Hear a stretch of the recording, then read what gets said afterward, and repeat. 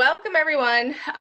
Today is our career conversation with United Way, and the career conversations are being stemmed out of really this crazy moment that we're all in.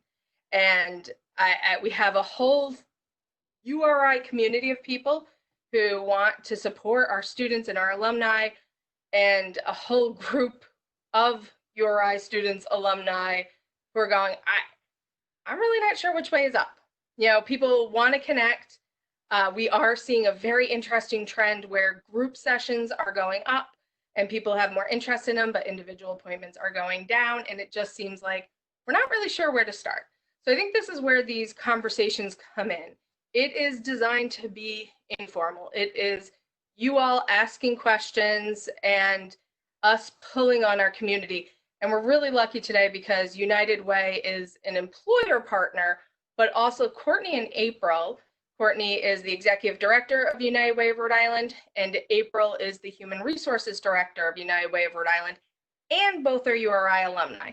So we have two really important parts of our community. Very grateful for you all to be here today.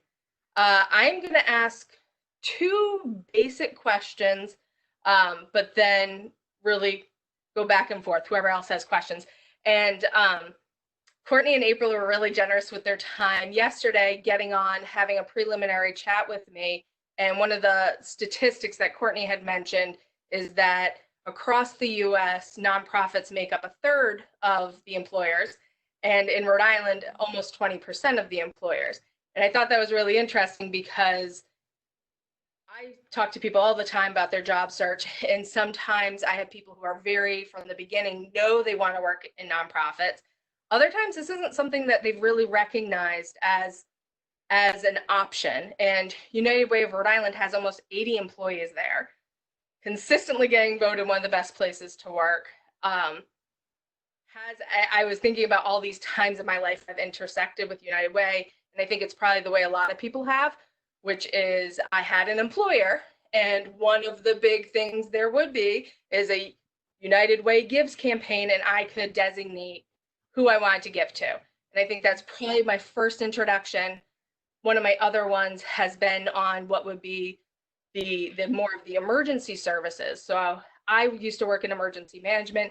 211, which is out of United Way, is an incredible service that really is the social and human services hotline for all these people trying to figure out what's available to me, how can I get help.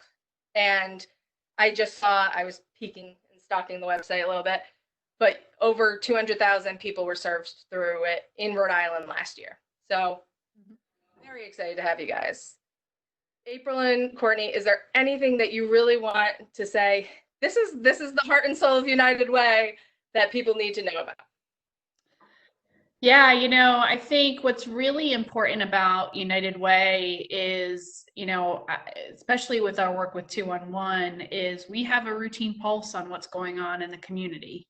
We knew that the economic downfall of COVID was happening before it really came into the unemployment numbers, and because those calls were going up. And so what makes me really proud about the work that we do each and every day is that we put community first in each and everything that we do.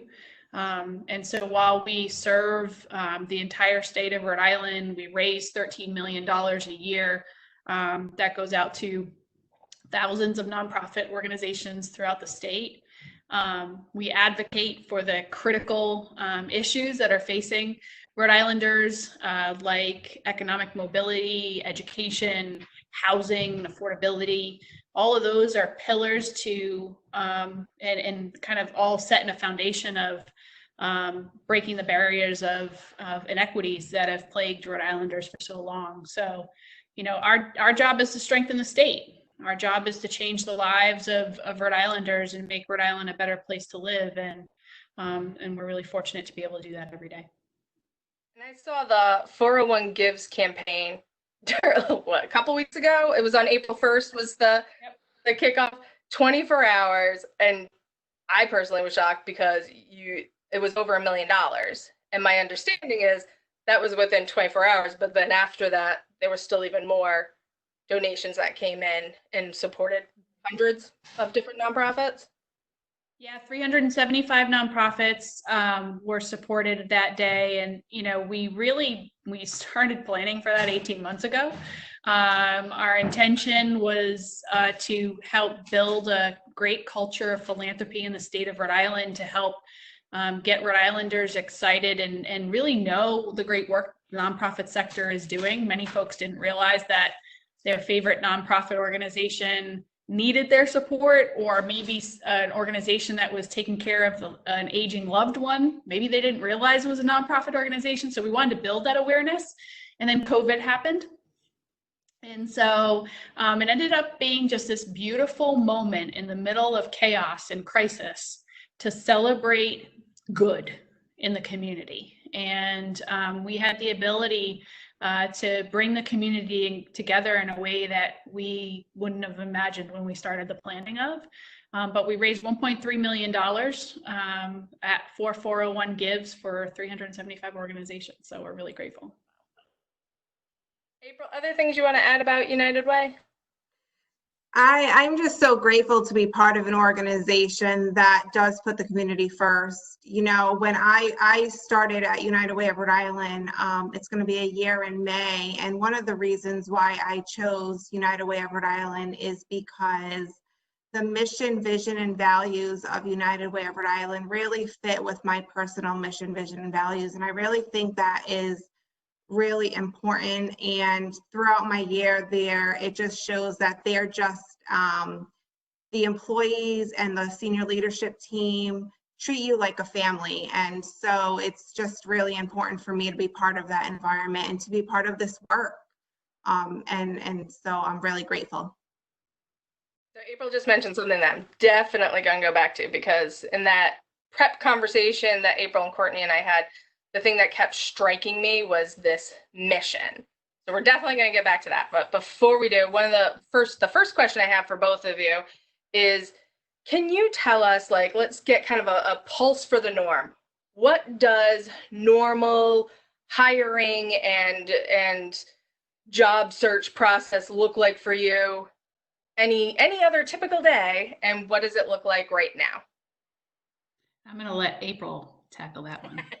Yes, of course. And so I really thought about this question before I jumped on, and I want to say that I'm going to speak on behalf of United Way of Rhode Island, but it may also be true for other nonprofits. Because United Way's mission is really to help the community in times like this, really, whether it's food access or home access or whatever the case may be. There are a lot of grants out there right now that we're pushing. And so hiring process for us right now, while we're not hiring, we may be hiring because we may have access to some grant opportunities. And so that may add to our head count. Again, it may not be true for all nonprofits, but just want to, let all of you know that just stay positive through this process. It's going to end. It's not going to be forever. And so job opportunities are still going to be available. And when that time comes, you'll definitely know and you'll feel the excitement. One of the interesting things you both were saying the other day was that kind of the rise and the fall. Okay, there's some of these nonprofits who are hurting right now, and others that have this bigger call to action in this moment, and how this might change following it, that more dollars, more advocacy, more attention gets paid to it. Can you explain that a little bit more? What does this look like? Yeah, it's an interesting time because, one of the things that I think is important to think about nonprofits, people will often think about nonprofits as its own industry. And I often say that that's not necessarily the case, because you have nonprofit organizations that serve the education sector. You have nonprofit organizations that serve for food. You have nonprofit organizations that serve social services. And so if you look at how the nonprofit sector is responding today to COVID, we have a substantial amount of organizations who are at the front lines and providing services. They're providing COVID testing, like Clinic Esperanza in Providence, you have organizations like Crossroads and Amos House and House of Hope that are providing our homeless neighbors with supports. They're coordinating so that they have a place to quarantine, as an example. So you have all these organizations that are essential to our response of COVID. In addition to the work that we're doing at 211, we're answering about 500 additional calls every day related to COVID. So, and so you have, you know, our sector will come back in a very different way. It's not like all the nonprofits, poof, there will not be, as the governor says, a flip of a switch in any way, shape, and form. What there will be is there will be this very thoughtful, intentional you know, transition back into a new normal, and that new normal is even going to look different. But if you think about critical roles in the nonprofit sector, like our fundraisers are nonstop right now, nonstop. Now their ask is different, their approach is different. They're asking and having relationships with donors very much looks like this right now, but there is critical work for them right now. If you think about our program and the folks that are providing programs, we have, especially in our education nonprofits, they're thinking about programs for the summer, as an example, in a completely different way than they had originally planned, right? Very much like our education, very much like higher ed. So, so yeah, it looks different, but it will look different overall after this is all said and done.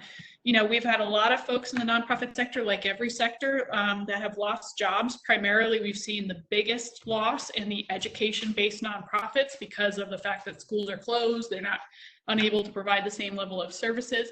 But to April's point, we've also seen increases in some of our social service-based, and we will continue to see as we're responding to COVID. So those folks that have lost their jobs, they're going to have to fight for them back. It's not automatic. They want folks in those positions who have huge drive and are incredibly motivated, incredibly mission focused, and so I think that there'll be a lot of great opportunities for folks coming out of school that will be made available over the course of the next few months. So I want to open it up because I always have my list of questions, but I want to open it up. What do you want to know? And if you can just put yourself off mute, speak your question, or I also have the chat feature on. If you're on your phone, at the bottom of your little bubbles, there'll be one with 3 dots. And if you press that, you'll see the little chat bubble. So you can type a question or speak a question. So I'm going to take a breath and let someone else ask.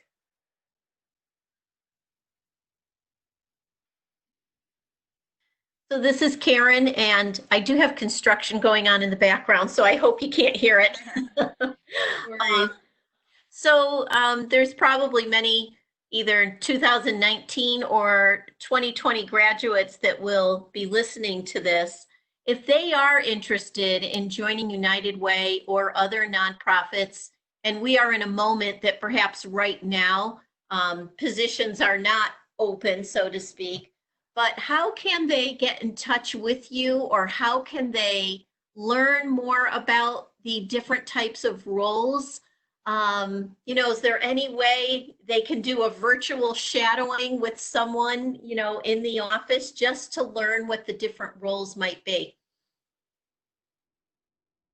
Yeah, April, you want to take that? So I'll take that. So at United Way of Rhode Island, one of the tools that we have for applicant pool is an applicant manager that we use. And you can actually go on the career site through our webpage, and all of the listed opportunities will be there, whether they're full-time opportunities, part-time opportunities, temporary positions, paid internship opportunities. Everything is listed through the careers site. I can provide Audra with my contact information offline, and I'm happy for she can share that with the students as well. You know, with the COVID-19 situation, I haven't really thought about shadowing opportunities right now.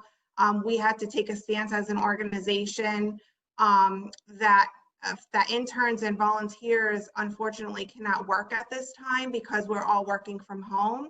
But as the governor opens up, you know, the economy, we will make sure that we have a conversation from an organizational standpoint to make sure that, you know, protocols are in place and our crisis plan is followed as far as it relates to social distancing.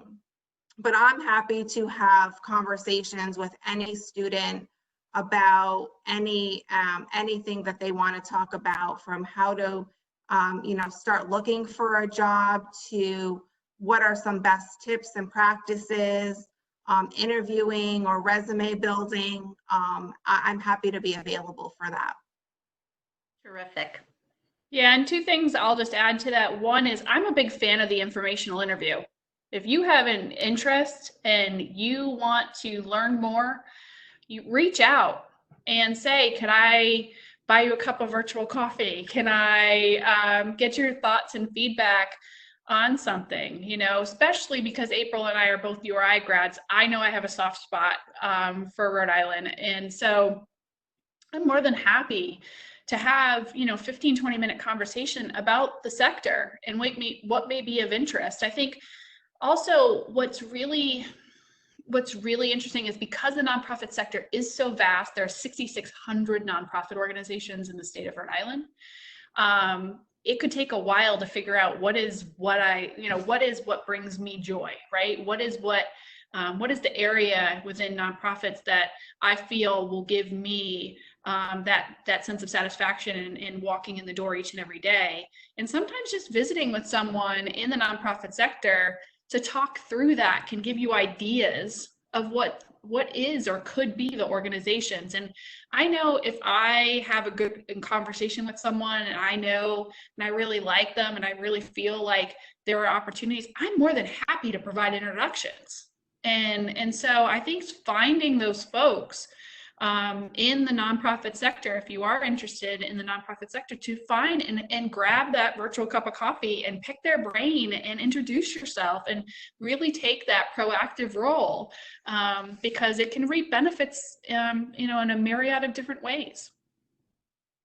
That's terrific. Those are great answers, and I hope people would take advantage of that. I agree. 15 to 20 minutes virtual coffee. I mean, that's a lot of time actually to talk and to learn about the different types of roles that really comprise over 6,700. That's a big number. I would never think of that in the state of Rhode Island. So anyway, thank you both. I hope people take advantage of it.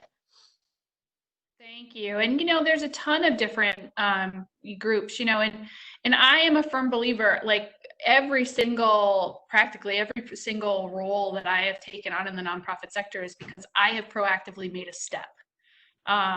You know, in 2005, I was working for Blue Cross Blue Shield of Rhode Island here in Rhode Island. I loved business. I'm a college of business grad. And I knew though that there was something missing, and I was the Heart Walk lead for Blue Cross and was on the American Heart website. And I literally reached out to the hiring manager in Dallas, Texas, and said, I just want to learn more.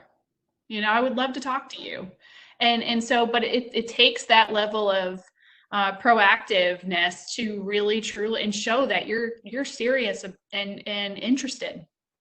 And people really respond well to that. I know I do. I always have. Yes. So I want to build off it, because I think the idea of the virtual cup of coffee, I like that we've adjusted. Like, it makes it sound right now. But informational interviews, we talk to people all the time about them, and I think some people are ready for them. Some people are just really unsure, and they're kind of floating in the space. And in typical times, we could talk about United Way has a young leadership circle, which is a great area for people who are young professionals to engage. We always talk about chambers of commerce and these other groups. And I think a lot of times we think of that physical, like I'm going to physically be in the room. Outside of the physical world, what are there virtual ways I can engage with a group right now, in addition to the idea of this one-on-one informational interview? Yeah, it's a good question. And there's a number of groups that are doing some pretty great things. There is a great women's chamber group in Northern Rhode Island that I know is looking at some virtual models. The Greater Providence Chamber as well. I'm not sure what the South County Chamber is doing. Our Young Leadership Circle is looking at ways to connect virtually. So for those that do not know, the Young Leadership Circle is a free program that it's run by the United Way, and it is a young professionals network. We say young professionals, people ask the age. I say I just aged out, so then you can take that for whatever it's worth. But it's really meant to be a connector. So I would definitely find and inquire more and go to our website and look up the Young Leadership Circle to sign up to participate, because there will be some ways to digitally connect. Leadership Rhode Island is doing some really great things and making some doing a lot of virtual networking events, and some of them are free to the public. So I would go to the Leadership Rhode Island website as well as their Facebook page and check those out. They do a lot of like virtual networking happy hour kind of things. That's a great place to connect with folks, especially folks that are known as leaders in the community. They also have an outstanding college leadership Rhode Island program, which is available to college students as well as newly graduated students. So that's a great program to check out too. And then if you're interested in, the last thing, sorry, I'll mention, is if you're interested in fundraising, there's a group called the Rhode Island chapter, the Association for Fundraising Professionals. It's a very low membership fee. It might be, very low. But it's worth your time, and they have a lot of great digital networking opportunities too. So if fundraising specifically is of interest, that could be a good group to connect with too. Building off of the idea of reaching out, and also of what you had said earlier, which is this is a great way to start kind of figuring it out. Nadine has a really good question saying, I love what you said about reaching out, but how do you recommend I get into it if I'm not really sure what I want to get into? So how do I start wading into this water and figuring it out? Yeah, and I think conversations are your best bet, right? So, and shadowing, I think opportunities where, I get folks all the time that say, I want to learn more and I'd love to talk to you and yada, yada, yada. And I'm, as much as I can schedule wise, I try to do that. And the reason is I didn't start in the nonprofit sector. I got here as fast as I could, but I didn't start in the nonprofit sector. And so you do have to figure it out. Some of it is process of elimination, some of it is trying things and making sure that they all build on top of one another. So I knew I loved business. I knew I was very mission driven. I started in the business world because I knew that would support whatever else I do. And I still use all of the acumen and the things that I've learned in my business roles every day in my role at United Way. So think through what could be a good fit. Volunteer at that organization. Get to know them. Get to know their culture. Get to know what's important to you. I have many friends who have gone and volunteered first and went, nope, that ain't for me. And that is okay, right? But really showing the nice part about of working with a nonprofit is 9 times out of 10, there's an opportunity to volunteer and give of your time. There's an opportunity for you to use some of your skill sets to help benefit that organization. And it's an opportunity for you to get to know the people you might be working with one day too. There's a lot of people who have a variety of interests. Is there a wrong place to start? Like if I go, I'm not really sure, but I like everything. I mean, you talk and it sounds exciting for United Way, and you mentioned this other nonprofit and I get really excited about that. Like, how do I even know where to start? And is there a better place than others, or I'm lost? Well, I know that United Way is known to be a great place to start because we do serve the entire community. We work in a wide variety of different areas, you know what I mean? So there's a lot of interest there because, and we have a lot of folks who are, you are, United Way alums, because they've fallen in love with education or child, advocacy or whatever it may be. And so we're definitely kind of one of those areas. I would say it's hard. I think one of the things you really have to think about is what is important to you? Like, what is in the core of who you are? What do you want to do? And in the nonprofit sector, 9 times out of 10, people want to change the world in some way. Well, what's that world? What is that world that's important to you? Is it early childhood education? Is it advocating for social justice? What is that? Right? And sometimes it just requires you to have some really good conversations with mentors and friends and others to figure out what that is. Because they may come up to you going, there's no question about it. Social justice is your jam. That's what's important to you. And then you can kind of wean down that 6,700 to think about, okay, what are those organizations that are really advocating that social justice is critically important to their infrastructure and what they do. And then a lot of folks kind of, when they start in an organization, they may start in one realm, but move through. But really figuring out what brings you that joy and how you want to change the world is critically important to that. April, what did you want to add on? Yeah, so I agree with everything Cortney said, and I do think that grabbing that virtual cup of coffee is definitely the most valuable part. But right now, as we have time, I would also encourage you to look and research nonprofits in the state. Like Karen mentioned, she didn't realize that there were 6,700 nonprofits here in the state. So do some research on who those nonprofits are. Get on their website, do research, because in addition to trying to figure out which sector you want to, focus your career on, you also, and Cortney mentioned this, you want to make sure that the organization that you choose has a really great culture, has a really good employee engagement strategy, has, a work-life balance schedule, things that are important to you. Those are just some, just to name a few, right? But that to me is really important as well.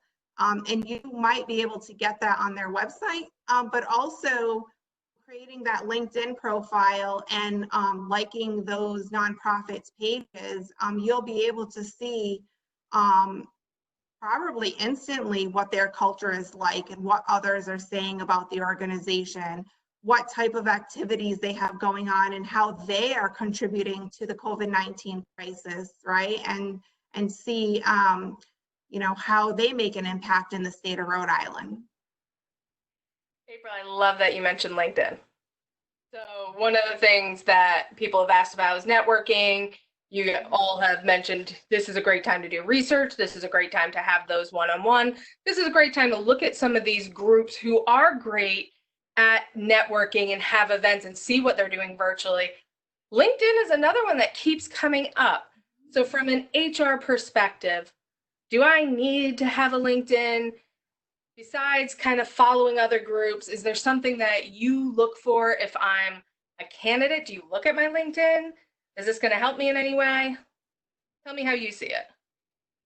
So I would say from an interview perspective, as a nonprofit organization, we are a federal contractor. And so we have an affirmative action plan that we obey by. And so we want to choose the best qualified candidate, and that's through an interview process.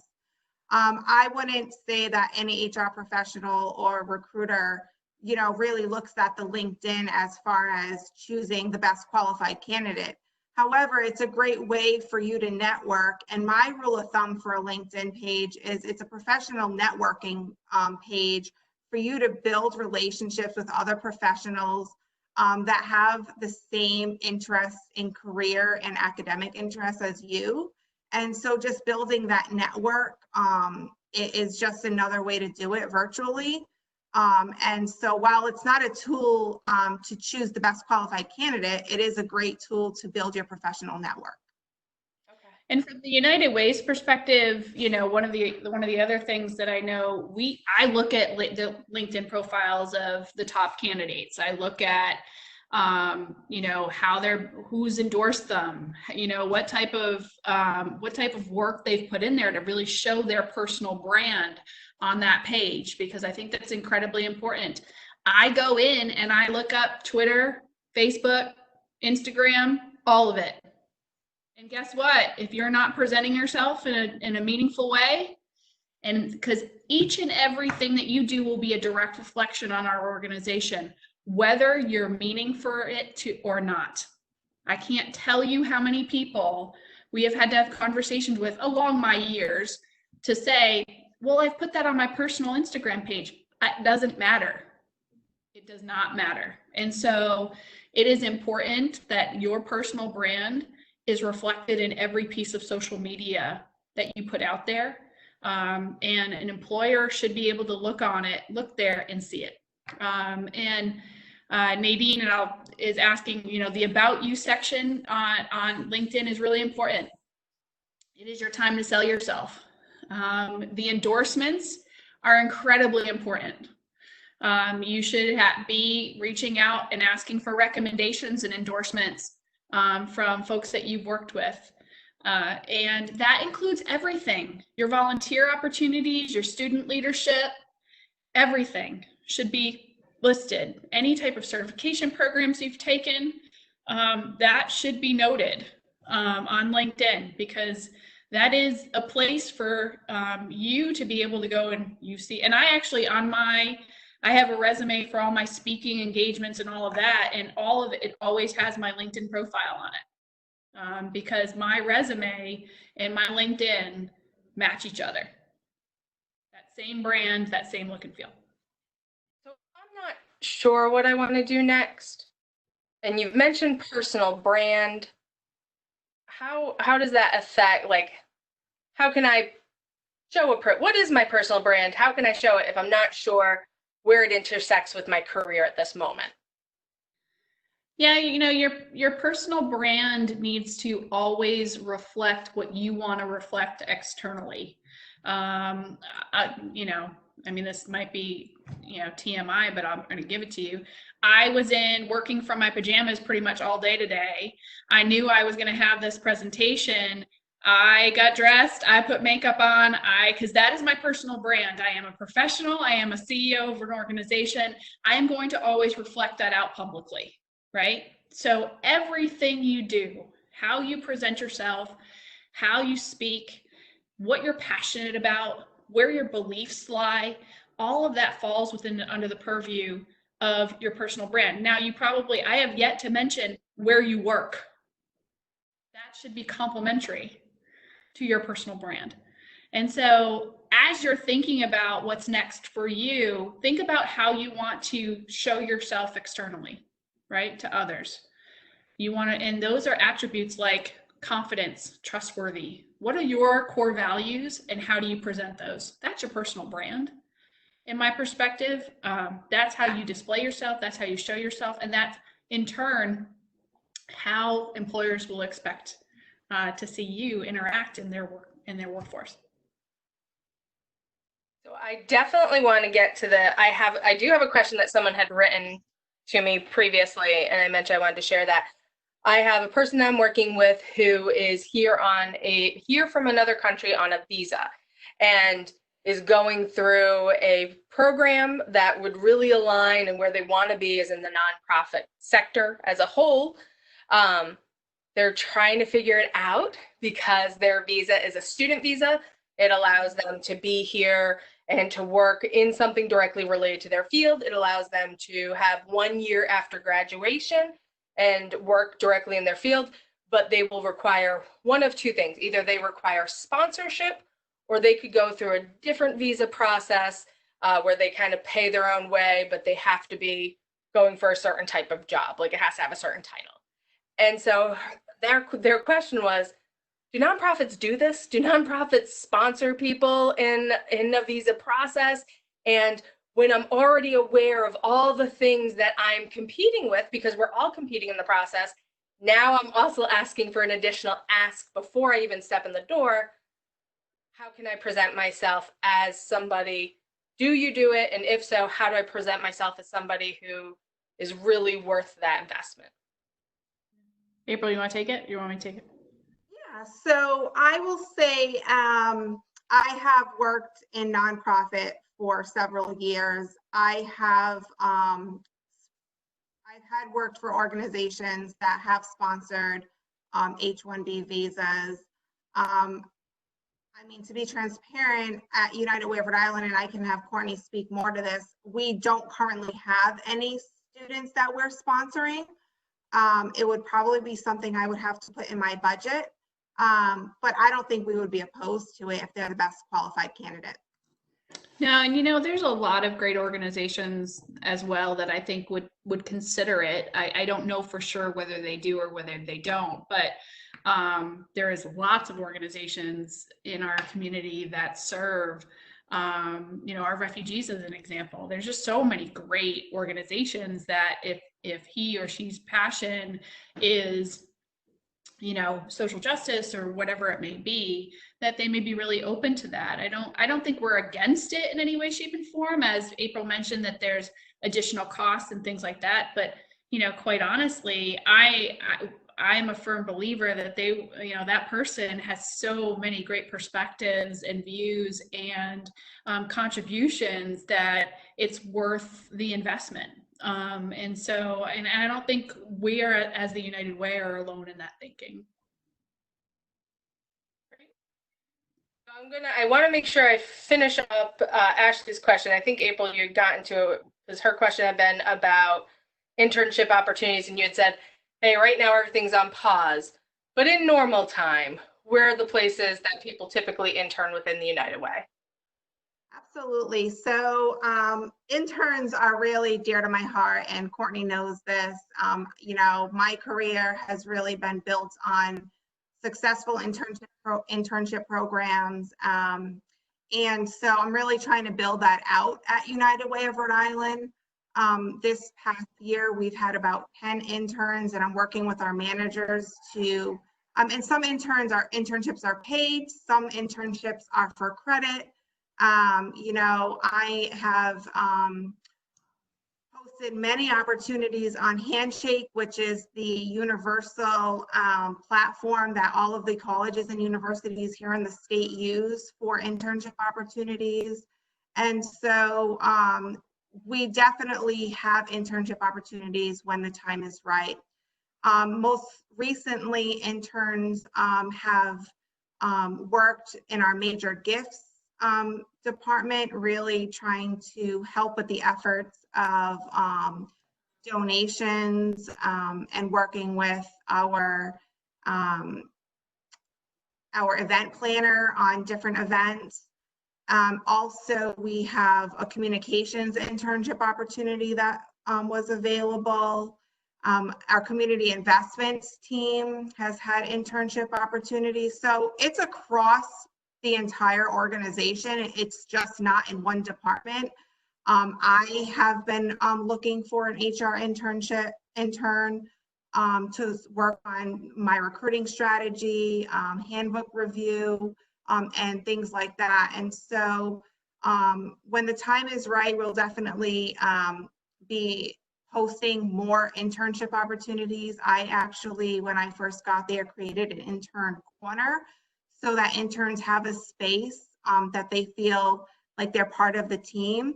And let's face it, our students who are graduating and students who have internships, they're our next generation, and they're who we want to share ideas with us because they're our future. And so internships are valuable. They're valuable to the organization, and our managers know that.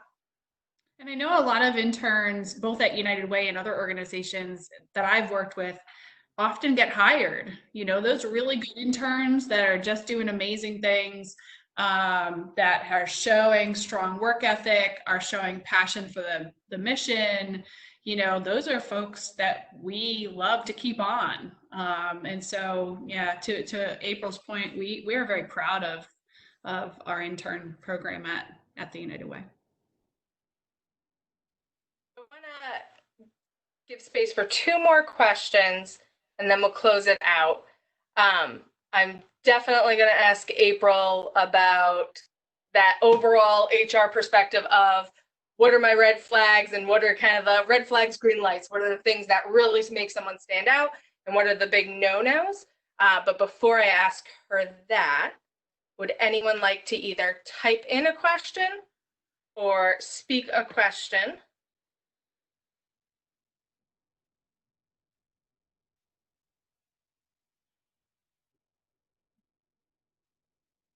All right, April.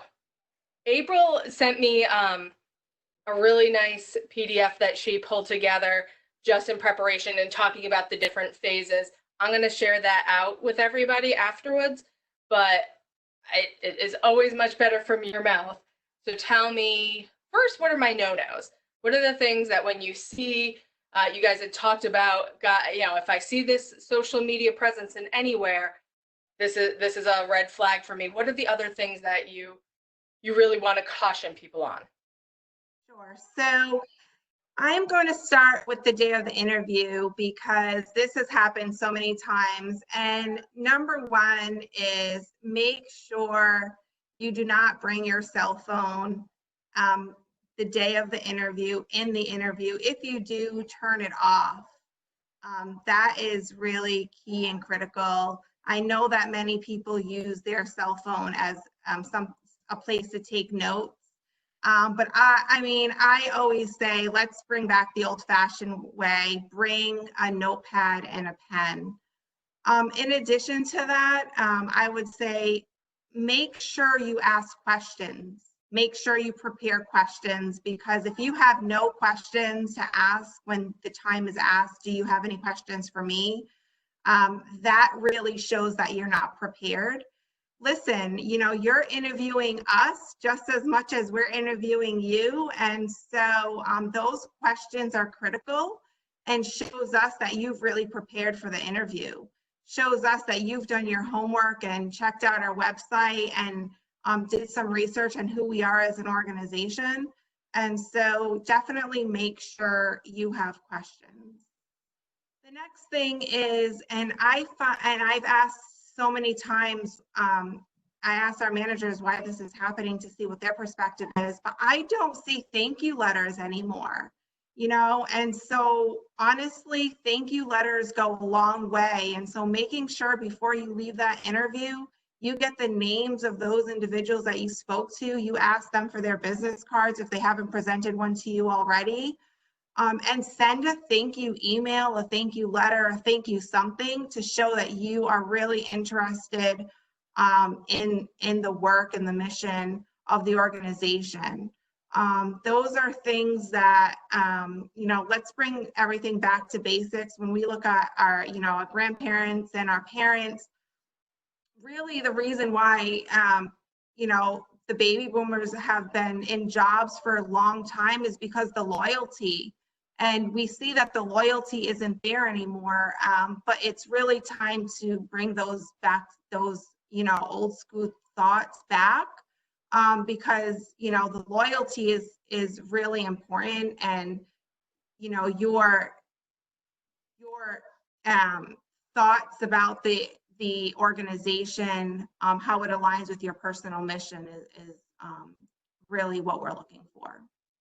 A lot of people ask about that thank you note. And I think one of the things they're saying is it old school and really a concern over speed? Like, how fast are you making that decision?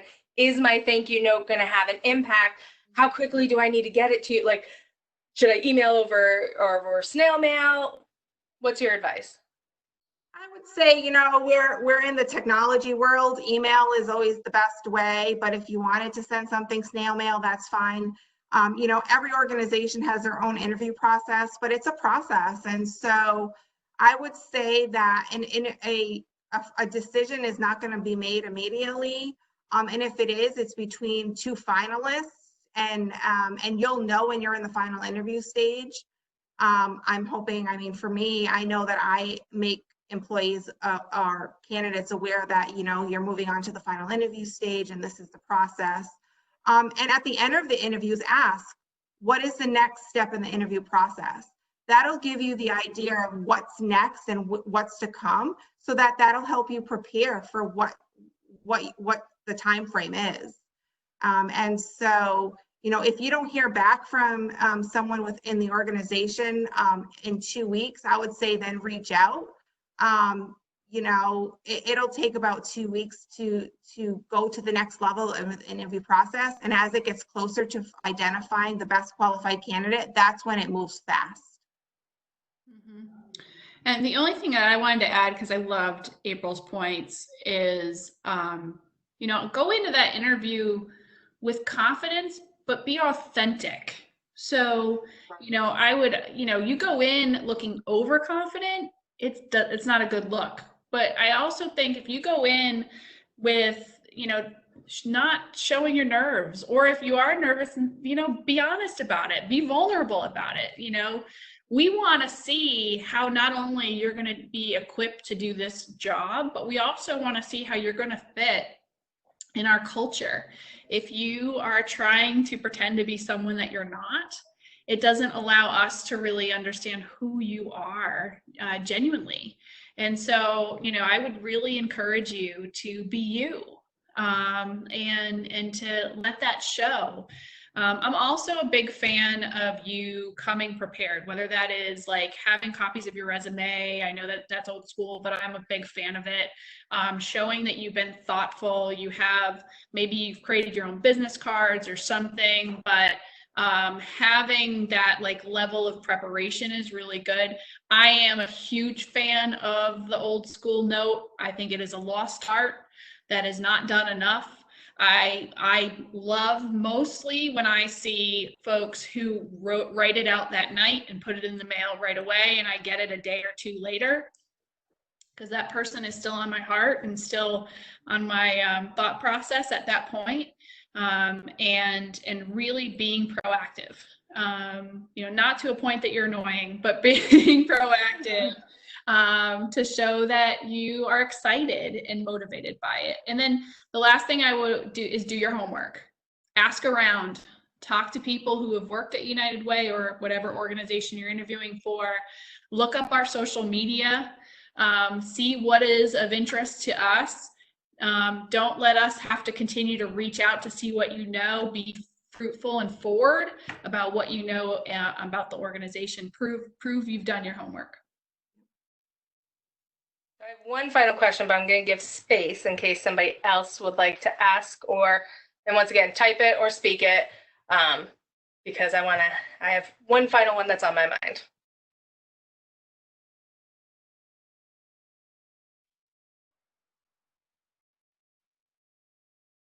All right, so the question I'm really curious about, both of you are very mission driven. You seem to be very aligned with United Way.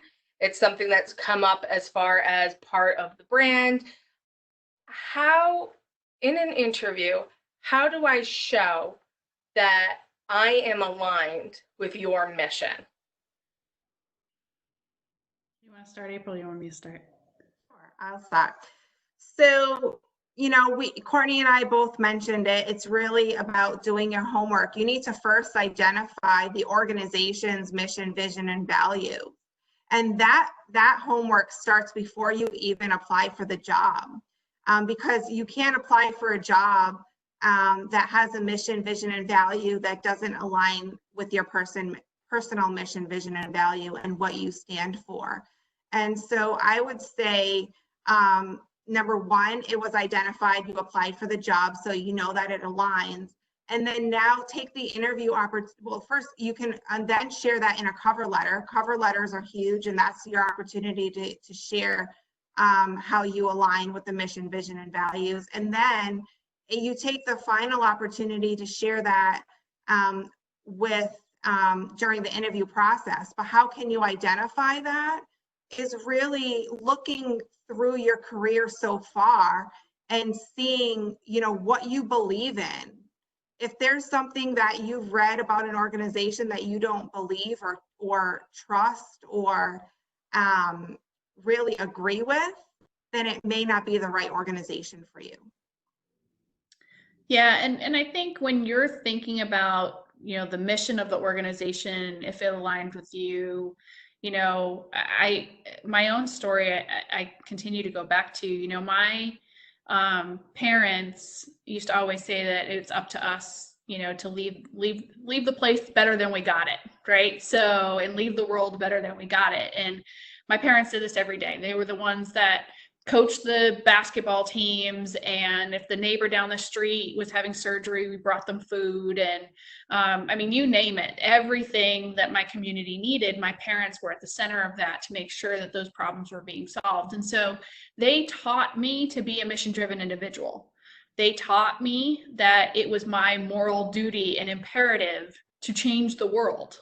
And I clearly took it seriously. But, you know, that I knew that, and I knew business were my two loves, and I needed to find a way to bring them together. And so I got resourceful. I reached out to people. I asked questions. I tried things. I volunteered at organizations. Like I everything in my power, I tried to figure out where was my heart, you know, and where could I see a career. And there was, you know, and that led me to, you know, my first nonprofit role, you know, all those years back. So, you know, your mission, you know, nonprofit organizations and working for a nonprofit organization is not easy work, y'all. It's not at all in any way, shape, and form. So it is hard work. Your mission gets you through it. Your community mindset, your focus on being a change agent is what gets you through. And so it has to be the right fit. And it has to be an organization that you feel that you can make a difference. I have worked for organizations that I loved in every way, shape, and form. And they would tell me, hey, your program that you're running has saved 1 million lives, literally 1 million lives. And I was like, that's awesome. I don't know who the hell the 1 million people are though, right? So to me, that wasn't the connection for me. I loved the work, but it didn't have that.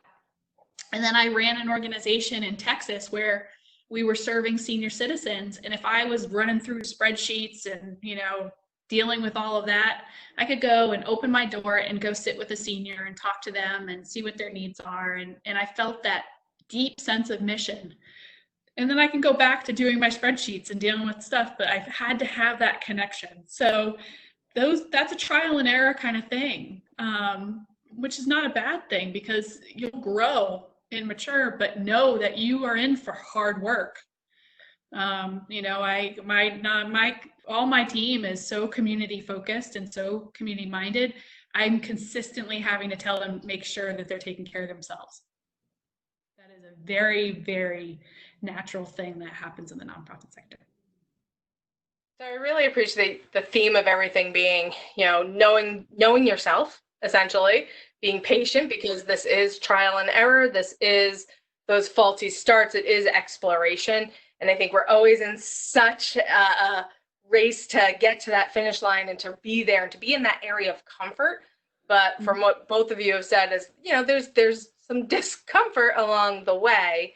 But if you watch the pattern, you start looking at your career, the things that have interested you, and see the trends, that's going to keep leaning you closer and closer, but keep being curious, talk to people and explore. And that when you get to the application piece, it really should be a genuine process, a match process versus a job process. Yeah. And I think it's also important not to expect perfection out the gate. You know, you're not going to find the dream gig right out of college. Sorry, y'all. It's just not going to happen. You're going to find a great job and you're going to find a great organization that you're going to love a lot. And then you're going to learn more about yourself and you're going to learn more about what you want to do. And then that next gig is going to be even better. You know, there was a reason why I went in to for-profit first.